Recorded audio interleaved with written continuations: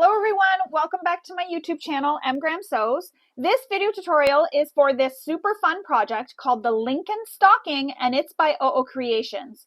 Not only is this a fun project to make, it's super quick, and look how cute it is. The end result is just absolutely adorable. I love the little jelly beans, as I like to call them, that you applique on, and even with appliquing those on, it still really didn't take me that long to make. You can omit these and not add them, and then you'd have a really fast stocking to make. This would be great for a last minute gift for a pet. Say you're going to somebody's house and you want to bring a gift for the pet and put some treats inside it. A great last minute gift for that. Great for craft markets because it does really whip up really quick, and it's cute. It's going to make people smile. So this isn't the one I'm going to be making in the tutorial. I'm actually making a different one with a different fabrics, different colorway, same fabrics, different colorway, because I have two cats, so they each need to have one. But I absolutely love this. I just love the little jelly beans too. It's so cute, and it is fully lined, and you have your little hanger here to hang it wherever you want, from your mantle or on your tree, wherever you want to hang it. So this again is the Lincoln Stocking by UhOh Creations, and I'm going to walk you through making this really super cute stocking. So the very first thing we need to do is read through the entire pattern, and this is very important because oftentimes designers give information regarding different interfacings you can use, different materials, so you need to read through the pattern and make note of that before you begin. Another reason is because it familiarizes you with the pattern and how it's going to be constructed, which will also help you choose what materials to use. So if I've already gone ahead and I've chosen to use quilting cotton, now it is important to use quilting cotton for this pattern because of the design of the pattern. So it is important to use the materials that are suggested in the pattern. For the little jelly beans, as I like to call them, so you have your little toe center and your paw center, I have used a faux leather. It's a non-fraying material, and that's because I'm going to be just using my regular machine to stitch it on, which means these raw edges are going to be exposed. But if you're going to applique them on using a zigzag stitch or using your embroidery machine, you can definitely use a non-fraying material there. You could even use heat transfer vinyl, anything you want. You can even machine embroider that whole area there if you want, so that you have the whole thing embroidered. The choice is yours, but if you're doing like I am and you're going to be needing to leave those edges raw, you'll want to use a raw edged material. The other thing I wanted to mention before we begin is I don't give any measurements, so there's no pattern pieces, no rulers, no cutting mats, no measurements, nothing are shown, not even pattern pieces. And that's for the protection of the designer, but also because I film during testing and oftentimes things get changed. So something like a seam allowance may get changed. And if I give you that measurement, it'll be confusing if it's not the same as what's written in the pattern. So I don't give that information that way there. If something changes during testing, it doesn't affect my tutorial. So you will need to have your pattern open either beside you, say printed, or on another device, or even on the device you're watching this tutorial on, so you can follow along and know what all the measurements are. So once you have read through everything, the next thing to do is, of course, cut all your materials. You'll cut all your interfacing and all your materials. Now, one thing I wanted to note that's really important, your lining pieces don't have interfacing fused to them, and that's because of the design of the pattern. So you want to make sure you follow the instructions and fuse the interfacing where it needs to be fused before you get started. Make sure when you're reading, you just take note of that so that you know where the interfacing is going.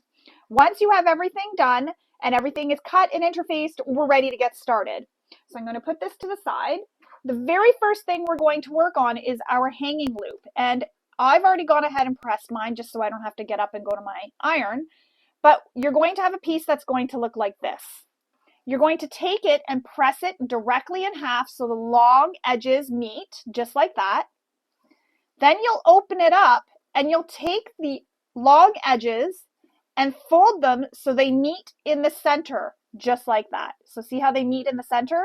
But I don't have them touch in the center. If you can see, I have a slight gap there in the center, and that just helps reduce the bulk for when I'm turning this so that I fold it again like that, so that there's not a bulk here in that center fold here. So again, fold it in half and press it. Then open it up and fold your long edges in to meet in the center. Give it a press, then fold it again all the way down and give it another press, and it'll look like this. And you'll have two raw edges and no raw edges on the long sides. Then we're going to take this and top stitch this using the seam allowance given in the pattern. So you'll top stitch down both long edges.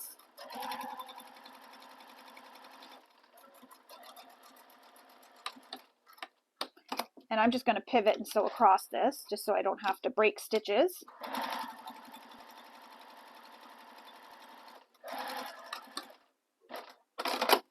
Trim all your threads, so you have no peekaboo threads later.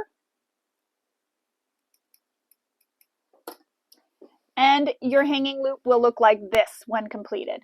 We're going to place this to the side. We don't need it right now. We'll use it later. And now we're going to grab one of our bottom pieces and our paw center and our paw toes. Now, this is where you need to use your pattern piece. So you'll want to cut out the paw center and the paw toes, the little dotted lines where those are. You'll want to cut that out. Then what you'll do is you'll take your pattern piece and lay it on top. So your paper pattern piece will be laid on top here, and you'll be able to have the centers and the paw toes cut out so that you know where to place your pieces. Now what I did was I traced those lines out because I don't show pattern pieces on camera. So I know where these go because I've traced those out. So now what I'm going to do is pretend my paper pattern piece is here.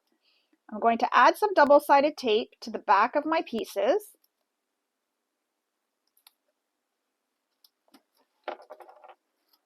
And I'm going to place it down so that it's over that mark. And if you're placing this down with your paper piece, you're just going to place it inside that hole where the paper piece hole is.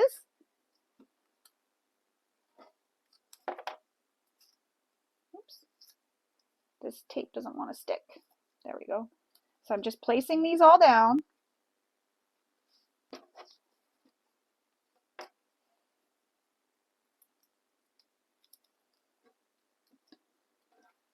Now I'm only going to show you how I do one, and then I'll go off camera and I'll do all the other ones. And I'll do the toes because they have more of a curve to them. They're a little bit more difficult. Not difficult, but just a little bit more work, I guess you could say. So I'll show you how to do that one on camera, and then I'll go off and I'll show you how to do, I'll do the other ones off camera, and then I'll come back and we will continue on.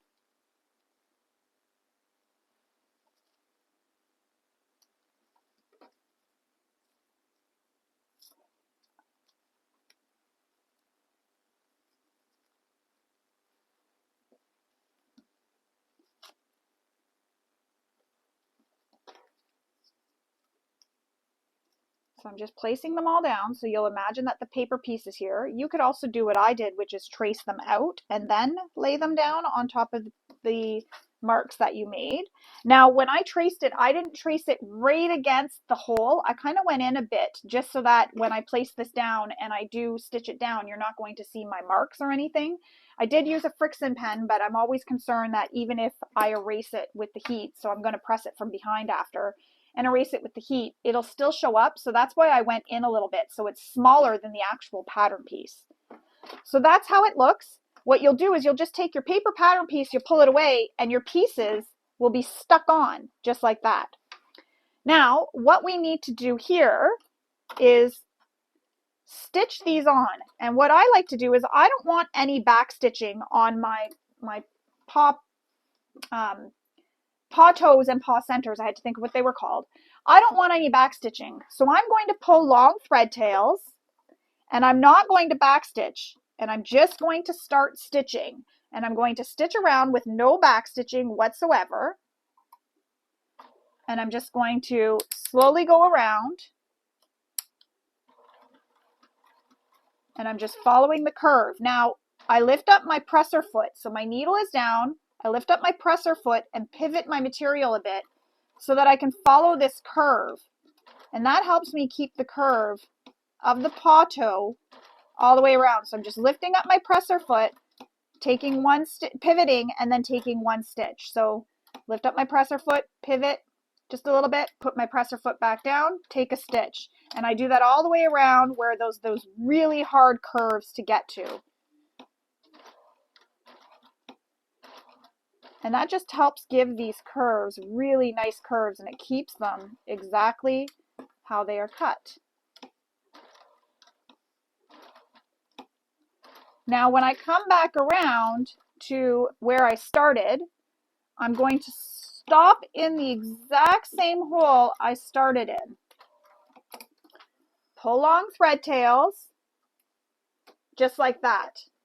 So you see how there's no back stitching there at all. No back stitching, and I just went all the way around following the curve of the toe. I'm going to pull on the back thread here, so pull on one, and it causes this little loop here. So you see this little loop, and I just pull it up. And I'll pull on the other one, and it causes a little loop as well. And I just insert your sharp end of your scissors or an awl or whatever you want to pull it through so that you have all 4 threads on the back side. Then what you're going to do is just knot these. So tie them in a knot, a really good knot, and be careful how tight you're pulling because you don't want your threads to break. So pull them tight, but not too tight that you pull them so that they break. And another thing you could do is add some, glue or fray stop just to help secure the knots if you're worried that they're going to come undone. I've never had that issue. But that's how it looks when it's all stitched on. And that's how it looks on the back. And that's how you stitch those on. And you'll do the same thing. So needle down, pivot your fabric, lift your presser foot up, pivot your fabric a bit, take 1 stitch, and do that all the way around. So again, needle down, lift your presser foot, pivot your fabric, put your presser foot down, take 1 stitch, lift up your needle, lift up your presser foot, pivot your fabric a bit, put your presser foot down, take another stitch, and you'll do that all the way around. And you'll do that even here on this the bumps here in the heart of the paw center here. You'll do that all the way around. So I'm going to pause the video. I'm going to go do this off camera because I don't feel you need to sit and watch me stitch the rest of these. And when I come back, all of mine will be stitched and tied off with no back stitching. So I'm going to pause the camera. I'll go do that, and then I'll come back when I'm done. So I've stitched my paw center and my toes on, so that's how it looks. And again, I didn't do the back stitching, I just tied knots, so left long thread tails, pulled them through to the back and tied it off, so there's no back stitching showing at all. Now we need to take this and we need to attach our top piece. So you're going to grab one of your lining top pieces, not the exterior, the lining. So you have your exterior bottom facing up, so you're looking at the pretty side, and you're going to take the lining top and place it so it is pretty sides touching. So they are right sides together. And then we'll pin it in place. And we'll sew this using the seam allowance given in the pattern. So right now we're attaching this to the one that we just added those paw toes and the paw center on. So now we're going to take it and we're going to sew this using that seam allowance that's given in the pattern.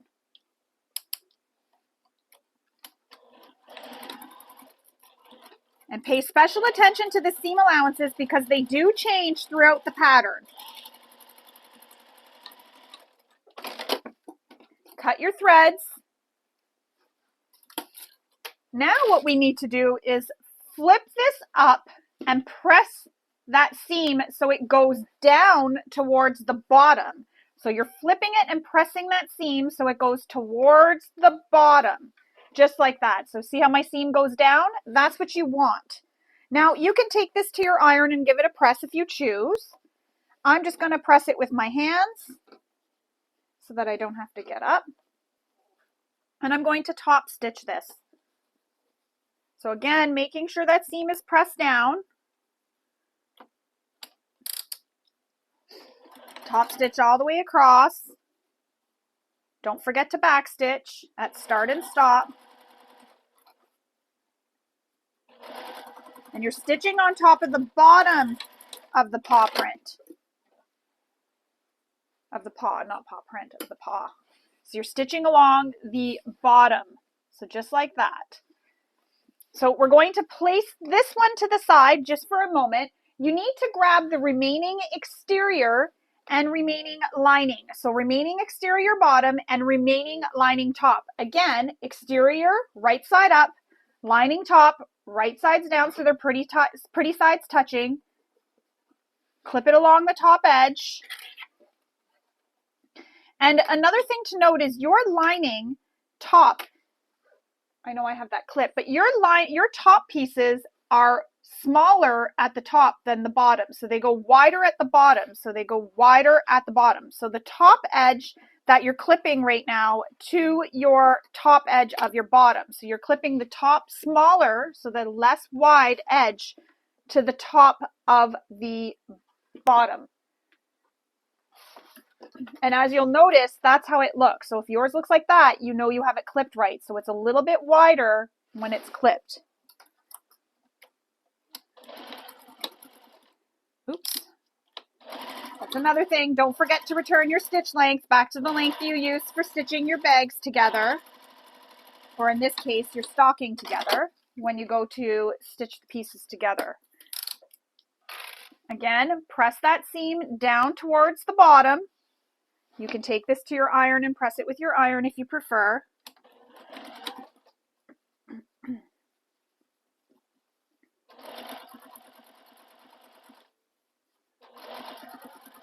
I'm just trying to limit the amount of times I get up and down. So I'm just finger pressing things today. Return my stitch length before I forget. So there is your two exteriors. So again, you have your exterior bottom and your lining top is attached to the exterior bottom. And I know it seems a bit wonky, but it'll make sense when the stocking is done. So now we need to take these two pieces and we need to place them right sides together. So with the one with your applique pieces right sides up, place the other completed exterior right sides down. So they're pretty sides touching. The one thing we want to pay special attention to is the seams where the lining top meet the exterior bottom. You want to make sure those seams line up. So place a clip there and line those seams up. Then clip the top corners, and I had a clip in the center just like that. And then we'll pin the rest of the way around. So get everything all lined up.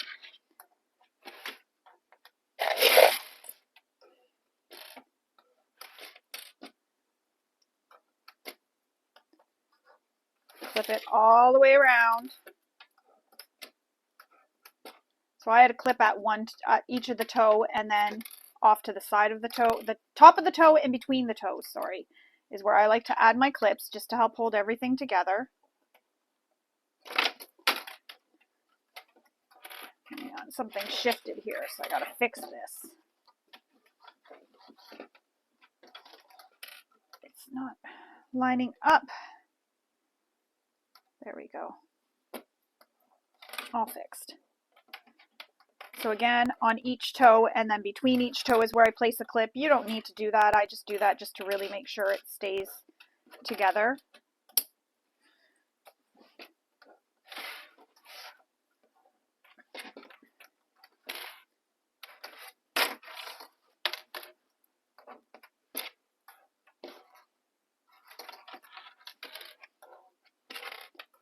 And now we're going to sew this going down the sides and follow the curve of the toes here all the way around and then back up the other side, back stitching at start and stop.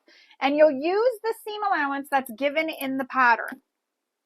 And again, if you changed your stitch length for top stitching, return it now back to the length that you use for structural seams.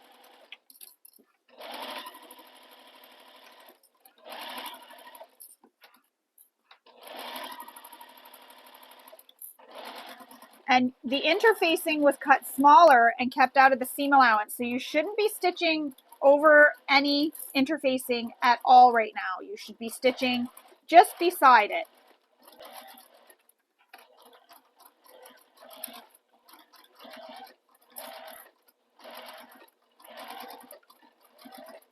And you can do the same thing. Oh, I got stuck on my chair.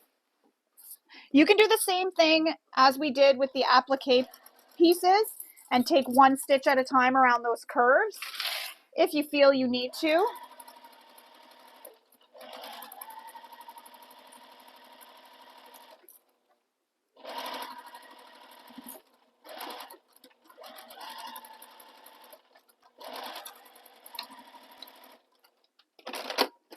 Clip any of your threads. Now we need to trim down these seam allowances. So trim it all the way down, and I'm using my pinking shears to trim it down. just going to go all the way around the whole stocking. And another thing is when I'm cutting, I try to cut so that I cut away, my scissors come away, because if I slip, I'm going off, not in towards the stocking.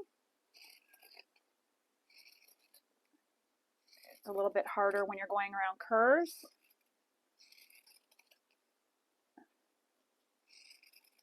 But just take your time.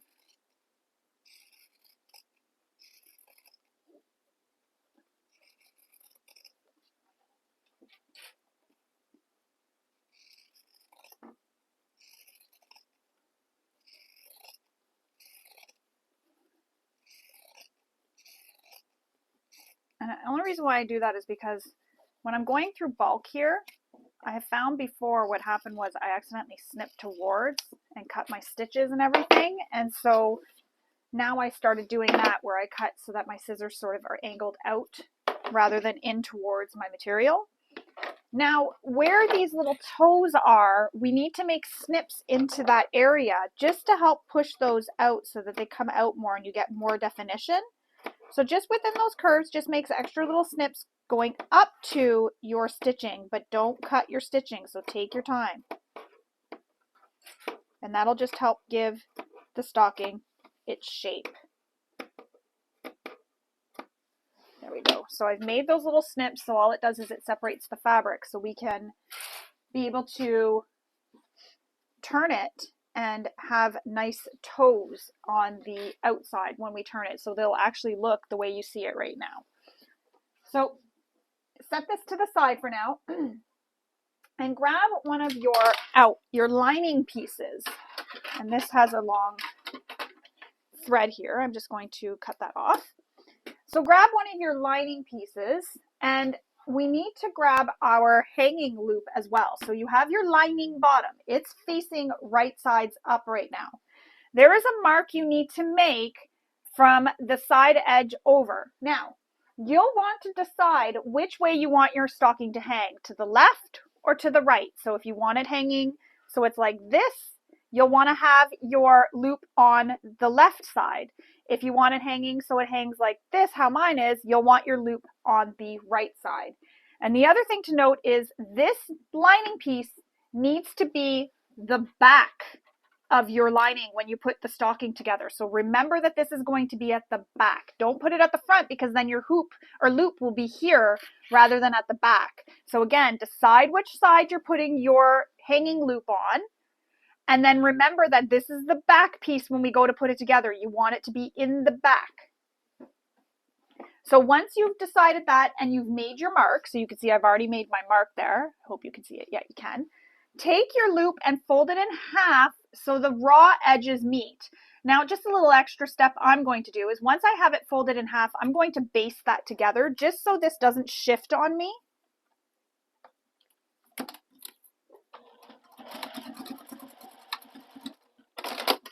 Trim all my threads. There we go. Now we need to take this loop that I've just basted together. You don't have to baste it. That's just an extra step I did. And we're going to place it where this mark is. So there's my mark. I'm going to place it to the side of the mark. So here's my mark. I'm going to add where my clip is. So the side of my clip here, actually I can do it this way. So there's my mark. And I'm placing it to the side. So going in towards the center of my stocking is where the loop is going to go. So it goes towards the center. So mark is right here where my finger is, and then you're putting it in towards the center. So against the line, but towards the center. Now we're going to baste this down.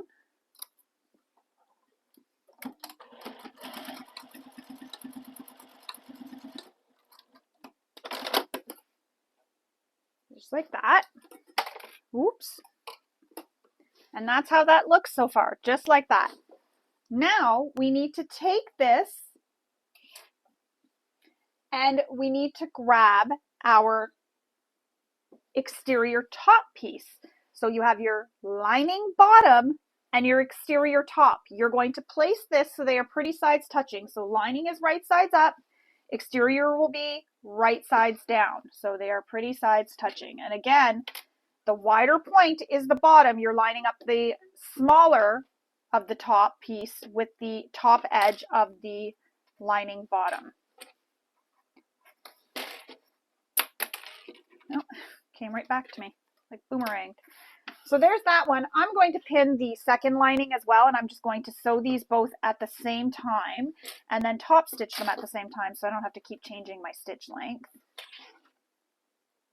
So again with the lining. So now we're going to stitch these, and you want to pay attention to the seam allowance because that does change again, as I was mentioning, throughout the pattern.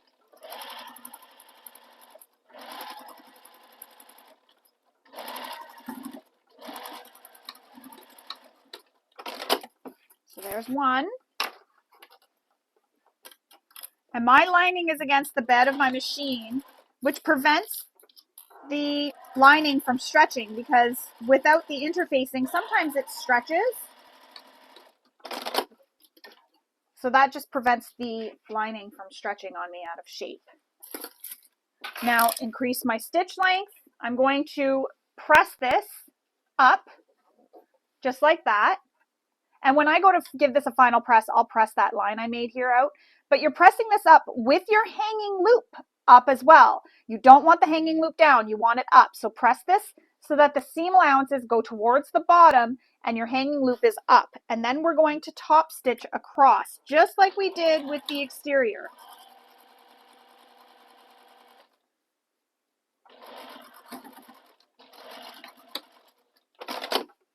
So again, press the seam down towards the bottom. You can take this to your iron and give it a press if you prefer.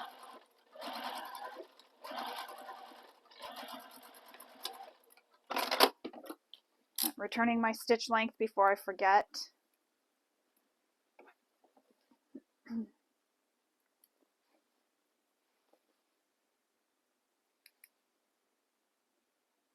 My stomach is growling. All right, so now we have the two linings done. So one lining has my hanging loop and one lining doesn't. So the one with the hanging loop, I'm going to place it so it is right sides up, and I'm going to place the other lining so that it is right sides down. So pretty sides touching, and same thing as with the exterior, line up those seams where the top and bottoms meet. Pin at the top, and then in between. And then line up your paw. I want to get all those toes lined up. And then clip it all the way around.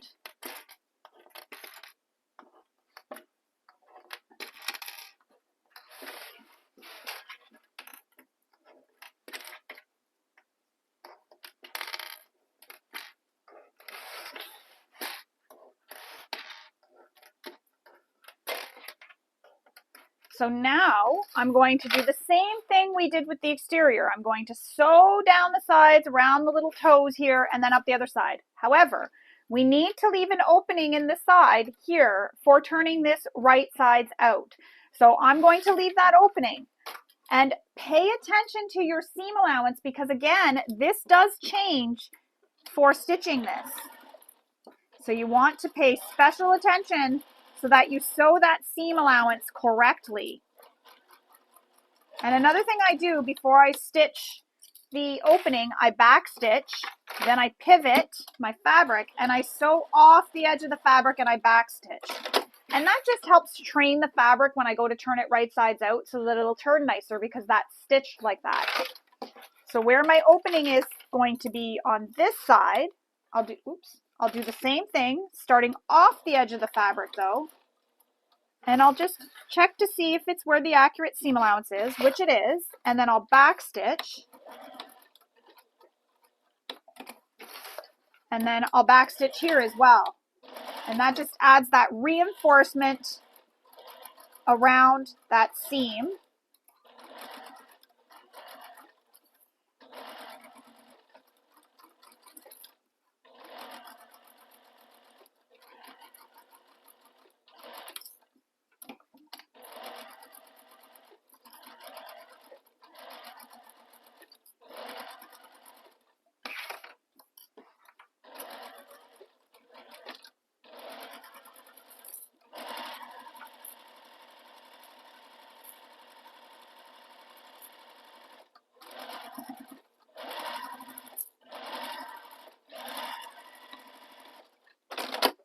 Trim your threads.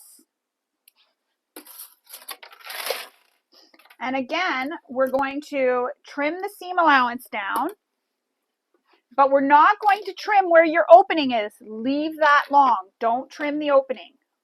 So trim your seam allowance. And see what I mean? I just cut the way it cut, it went off because of that bulk. That's what I mean when I say I try to angle my scissors so they go out, so that if it does do that, like it did there, it cuts off the edge of my fabric, which ends up meaning that when I'm trimming, my seam sometimes is like wonky. Ooh. So it's inside. No one's going to see that, so I don't get too concerned.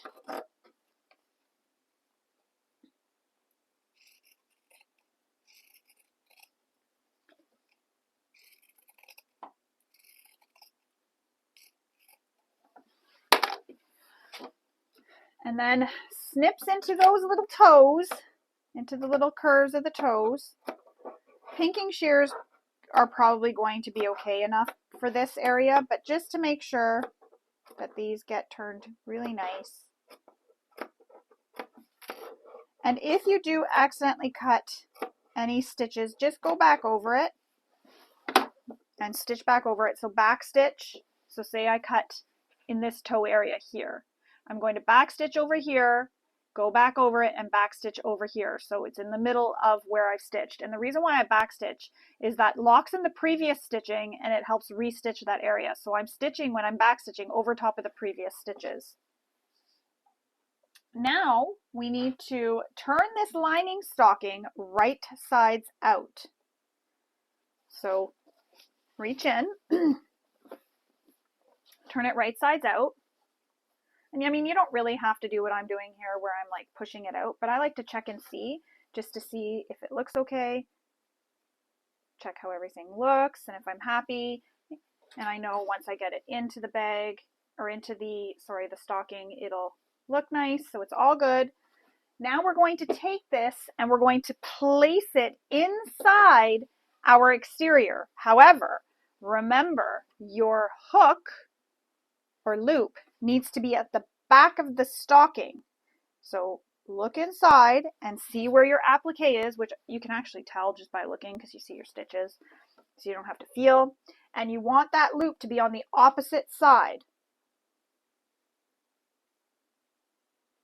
Why can't I open this? There we go. So my loop is going to be on the opposite side. I'm going to push this in to the exterior, making sure that loop stays on the correct side.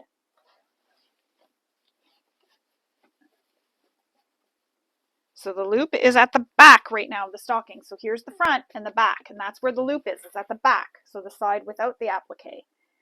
Pin your seams together, and I'm nesting my seams, and what that means is one seam goes to the left and one seam goes to the right. So my exterior is going left, the exterior seam, and the lining is going right. And that's what it means to nest your seams. You can press them open if you prefer, but I'm just nesting them. So we're clipping this at the top.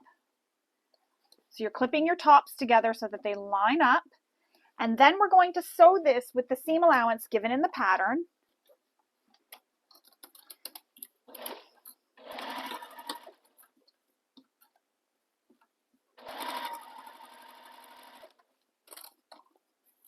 So all the way around, and if you have a free arm, you'll be able to wrap this around your free arm, making it a little bit easier. You won't have to stitch it the way I'm stitching it.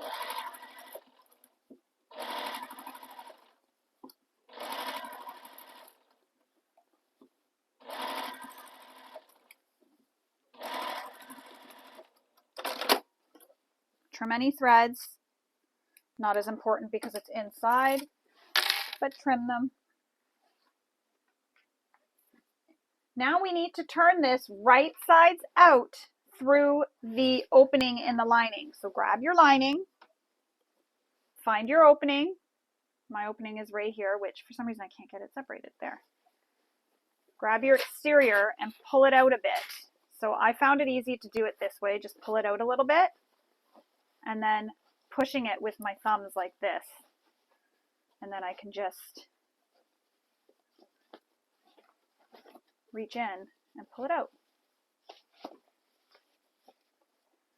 Now what I'm going to do is push my hand in, because that opening is big enough for my hand, and I'm just going to get all my seams out.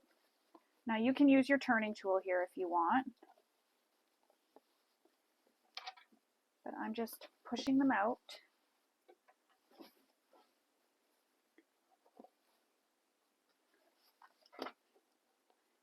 And I appliqued with a faux leather, so when I go to press this in the final pressing, I'm going to press it from the wrong side to really help press this area here, just so that it keeps its little shape.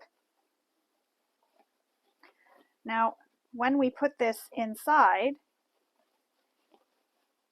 as you can see, I'm just going to quickly show you, the hanging loop is at the back. So exactly where I want it. And I know it looks kind of messy right now, but that's where I want it. So I'm going to pull my lining back out. So again, make sure when you're putting it together, right sides together, that hanging loop is at the back. So opposite of the side where your applique is. Now remember, I stitched off the edge of my lining. That's because see how nice that makes that turn? I don't have to fight with it at all. It just automatically turns where it's supposed to. So now I'm going to stitch this opening closed. You can use a slip stitch here if you prefer. I'm just machine stitching. It's going inside, so no one's really ever going to see it, especially if you're giving this to a pet. They just love what they get, especially when it's filled with treats and toys and all those goodies. Now we're going to take this and push this into the exterior. So this is where you want to take your time and get it all pushed in. So just smooth it out where the toes are. So here's one toe, I can feel it, and then I'm holding that one toe, and then I'll hold this other toe while I do the other two toes. And then with my hand I go up. And the nice thing about this pattern that Tara thought about was so that we don't see the lining when we turn the stocking down. So notice how you don't see my lining here when I turn the stocking down. You don't see any of it, and you don't see it here at the top because it's the way it's sewn, you're not going to see it.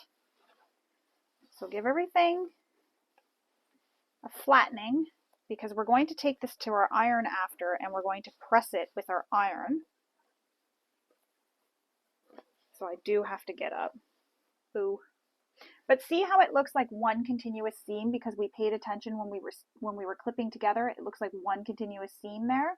That's what you want. That's why you want to pay special attention to that, so it looks like a continuous seam.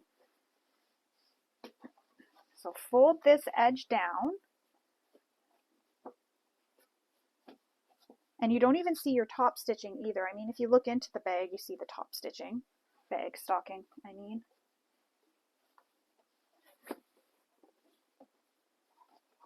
And I didn't pull it enough. I have to flatten it more. When I take it to my iron, it'll flatten out a whole lot better because there's that seam there. There we go.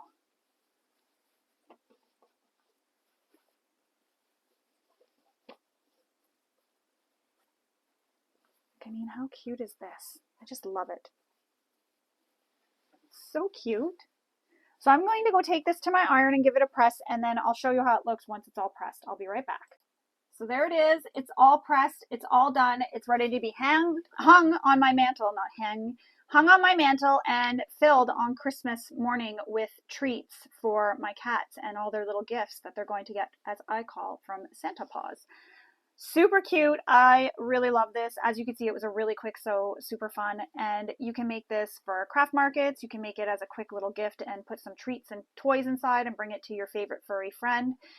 Just love it. Lots of different materials you can use, or prints. So you can use, you know, a print like I did with animals. You can use a Christmassy print. You can use a winter themed print. Anything you want. You just have lots of fun with this. And it's just so cute. I love it. and inside again is fully lined, and you don't see the lining because of the way we stitched everything together. So again, this is the Lincoln Stocking by UhOh Creations. I really hope you enjoyed sewing along with me and maybe picked up a few tips and tricks along the way. You can go and hang this on your mantle or give it as a gift, but before you do, don't forget to take lots of photos and share them on social media using the hashtags that are given in the pattern. Again, thank you for sewing along with me. I hope you all have a wonderful day. Bye.